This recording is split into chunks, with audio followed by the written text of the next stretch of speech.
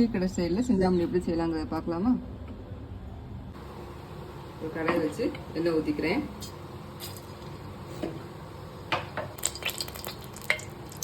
எண்ணெய் காஞ்சிச்சு. இப்போ கடுகு கொஞ்சம் போட்டுக்கலாம். இதோடு சோம்பு போட்டுக்கலாம்.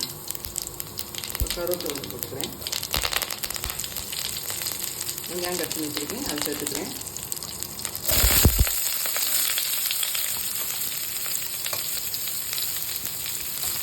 வெங்காயம் நிறையாவே போடுங்க, அப்புறம் டேஸ்ட் நல்லா இருக்கும். பச்சை மிளகாய் அப்படின்னு போட்டுக்கலாம்.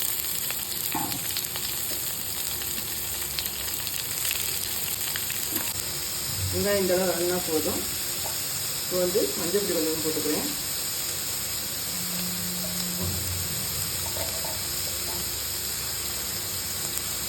தேவையான மிளகாய் போட்டுக்கோங்க. உப்பு போட்டுக்கலாம்.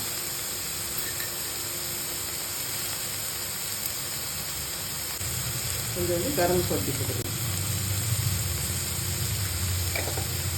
மிக்ஸ் விட்டுட்டு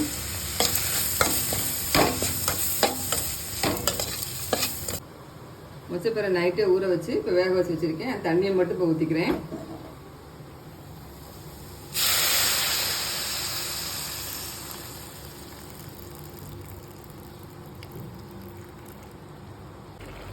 வெங்காயம் நல்லா இந்த அளவுக்கு வெந்து வந்துருச்சு. இப்போ வேக வச்ச பயிரை அதை சேர்த்துக்கலாம்.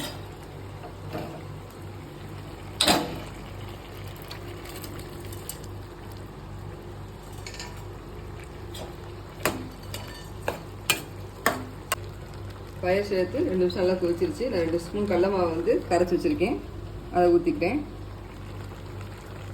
டேஸ்ட் கொடுக்குறது இந்த கடல மாவு தான். கொஞ்சம் கட் பண்ண மல்லி இலையை தூவிக்கிறேன். டீ கடை ஸ்டைலில் சூப்பராக சிந்தாமணி ரெடி ஆயிடுச்சு. நீங்களும் செஞ்சு பார்த்துட்டு எப்படின்னு சொல்லுங்கள்.